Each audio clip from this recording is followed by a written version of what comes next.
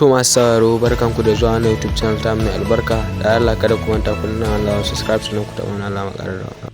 Idan za a iya tunawa dai a cikin satin da ya gabata ne wani malamin addinin musulunci a garin Bauchi mai suna Dr. Idris Abdulaziz cikin hudubar da ya gabatar ya yi bayani kan fiyayyen halitta annabi Muhammad sallallahu alaihi wasallam da kuma wasu mashahuran malaman addinin musulunci da suka gabata da wasu ke ganin tozaci ne a waɗannan bayan Allah. Kalaman ya janyo martani daga ciki da kuma wajen jihar Bauchi a yayin da aka samu wasu malaman addinin musuluncin suka zo Bauchi domin tabbatar da abubuwan da suke ji da kuma gani a kafofin sada zumunta. To kan hakan ne sai kwamitin tsaro na jihar Bauchi ya gudanar da zama domin tabbatar da cewa zaman lafiya da ke jihar Bauchi bai samu cikas ba. Alhassan Aminu shine kwamishinan 'yan sanda a jihar Bauchi ya shaidawa manema labarai jawabin bayan taron nasu. Saboda mahimmancin tsaro mun zauna akan abubuwan da ya kamata Bauchi State ta ci gaba a kai. A hakikanin gaskiya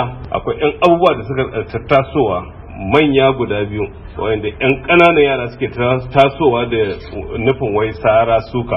Abin yana bata mana rai kuma yanzu dole mu ɗauki babban mataki a kai. Haka kuma game da magana addini mun yi magana sosai a kai.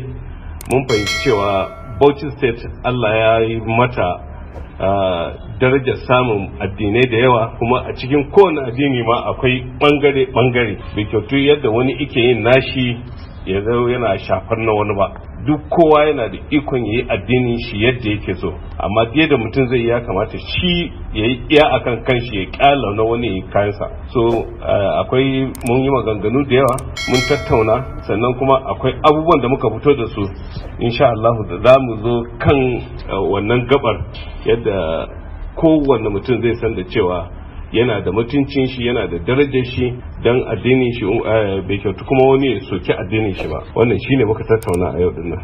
Daga bisani na ji ta bakin masu ruwa da tsaki kan wannan batu. Barista Garba Hassan shine shugaban kungiyar Jama'atu Izalatul Bid'a a jihar Bauchi, ga abin da yake cewa kan batun. Wannan fa magana ne kawai wanda babu wani tashin hankali a ciki, magana ne wanda yake aka bata wata fassara daban. Kowane musulmi ya san ga matsayin Allah subhanahu wa ta'ala, kuma ga matsayin na Annabi sallallahu alaihi wasallam. Babu wani magana wanda zai zo ya zamanto ya daga hankali a ce Annabi Muhammadu kuma sallallahu alaihi wasallam shine wanda yake ɗan gatan Allah. Babu wanda Allah yake so a cikin halitta, babu wanda Allah yake so kama cikin halitta kamar Annabi Muhammad sallallahu alaihi wasallam. Yawwa, saboda haka Allah ne ake roƙo kuma ya biya bukata, annabi kuma shi ake so.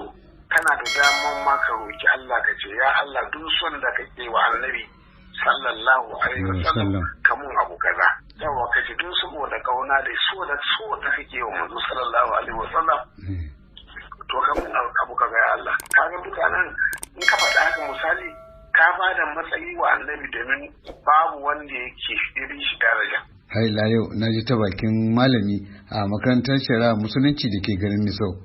Mai magana Ibrahim Ismail Imam Liman Katagu, malami a makarantar nazarin shari'ar musulunci da tarbiyya da sauran kusa-kusai na Ahmadu Rufai da ke Misau. Hakika kamar wannan neman tada hankali da hana ƙasa zaman lafiya.